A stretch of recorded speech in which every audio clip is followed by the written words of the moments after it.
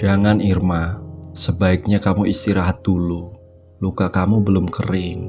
Nanti kalau kamu sembuh, baru temui Tina, kata Maeroh yang menghalangi.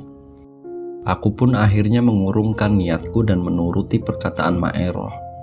Sekarang kamu tidurlah dan beristirahat. Kamu harus sembuh dulu, baru pikirkan hal lainnya, kata Maeroh.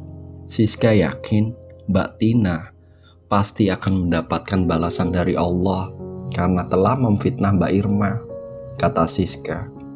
Aku pun akhirnya tidur dengan perasaan tidak tenang karena marah. Sampai sekarang, aku belum mengerti kenapa Tina begitu tega memfitnahku. Padahal, kami dulu adalah teman yang bisa dibilang cukup dekat.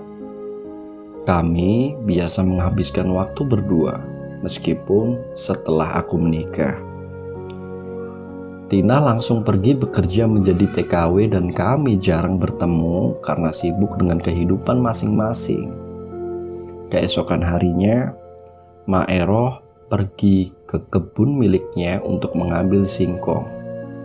Maeroh memang memiliki sepeta kebun, sementara Siska pergi sekolah.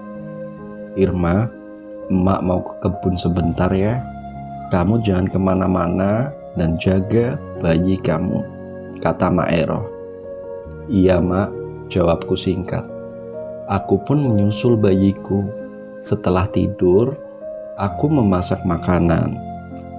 Aku tidak mau terlalu merepotkan Maeroh dan Siska. Mereka begitu baik memberiku tumpangan di rumahnya. Setiap hari, ku berikan uang kepada Maeroh untuk dia berbelanja bahan makanan, tapi dia selalu menolaknya dengan alasan ikhlas membantuku. Tapi aku selalu memberikan uangnya kepada Siska agar dia yang berbelanja kebutuhan kami. Aku memang masih mempunyai uang untuk bekal dari hasil penjualan rumah. Rumah mungil Maeroh yang terselip di antara jejeran hunian yang lebih besar, ukurannya sungguh kecil untuk sebuah rumah, karena hanya 3 meter kali 3 meter. Kediaman milik seorang nenek berusia 57 tahun ini, lebih tepatnya bisa disebut kamar belaka. Di dalam rumah inilah, aku bersama bayiku yang baru dilahirkan tinggal. Rumah ini berdinding beton yang sudah retak. Seluruh dinding maupun pintunya bercat berwarna biru. Sementara lantai kamar terbuat dari ubin berwarna putih. Di sudut ruangan sempit itu, semua lemari kayu teronggok menyedihkan. Triplex yang melapisi lemari itu sudah tercabik-cabik karena dimakan usia. Sementara gantungan baju tergeletak di sana-sini. Aku berusaha menggendong bayiku, meskipun masih sedikit sakit untukku bangun dan berdiri. Aku ingin membawa bayiku ke depan teras rumah untuk menjemurnya, karena hari sudah pagi dan matahari sudah terbit.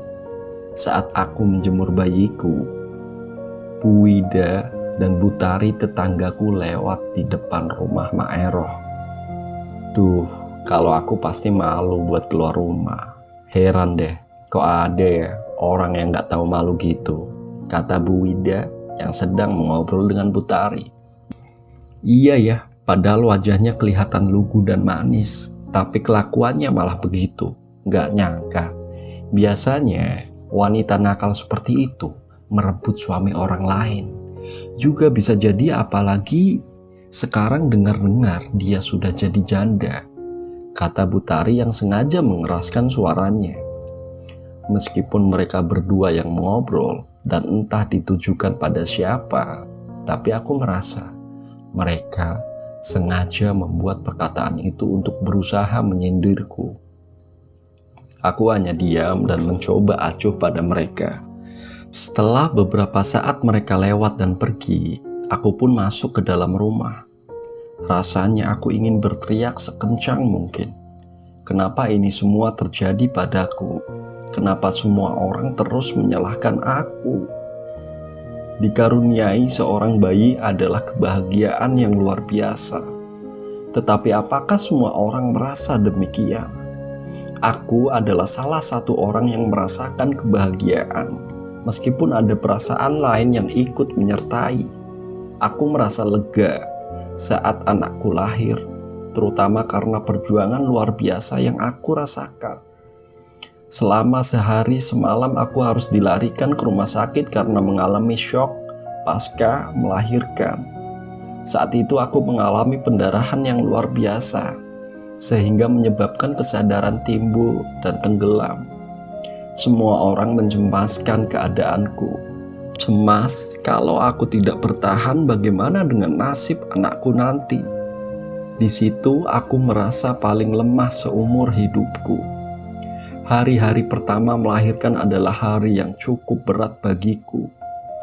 Biaya rumah sakit yang besar, harus merelakan rumah dijual untuk biaya hidup dan rumah sakit, ditambah permasalahan rumah tangga yang menyebabkan aku harus menjadi janda di saat aku seharusnya membutuhkan dukungan dari banyak orang. Di titik itulah aku merasa depresi pasca melahirkan. Istilah baby blues itu nyata adanya. Perasaan-perasaan negatif yang muncul dari diri sendiri, ditambah tekanan dari luar yang mungkin bagi orang lain terlihat sepele atau biasa saja. Tanpa orang lain sadari, aku mengalami stres dan depresi berat, meskipun dengan susah payah aku berusaha mengendalikannya. Kulihat bayi mungil itu. Omongan orang lain yang bernada negatif tentang aku dan bayiku mulai terngiang-ngiang kembali, ditambah penderitaan yang disebabkan oleh ayah biologis dari bayi ini yang menyebabkan rumah tanggaku hancur selalu membayangiku. Bayi mungil itu sedang terlelap tidur. Di pikiran aku sekarang, bagaimana caranya agar bayi ini lenyap bersama penderitaan yang aku rasakan. Kejam, sungguh kejam. Tapi itulah yang aku pikirkan saat ini. Ku ambil sebuah bantal kecil untuk membekap wajah bayi ini agar dia tidur untuk selama-lamanya. Dengan air mata berurai dan perasaan sakit yang bergejolak di dada, aku mulai mendekatkan bantal itu ke arah wajah bayi itu. Tapi saat aku hendak menutup wajahnya dengan bantal, tubuh bayi itu bergerak dan dia menangis sangat kencang. Seketika air mataku luruh sangat deras.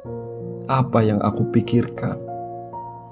Haruskah aku menghabisi bayi yang tidak berdosa ini?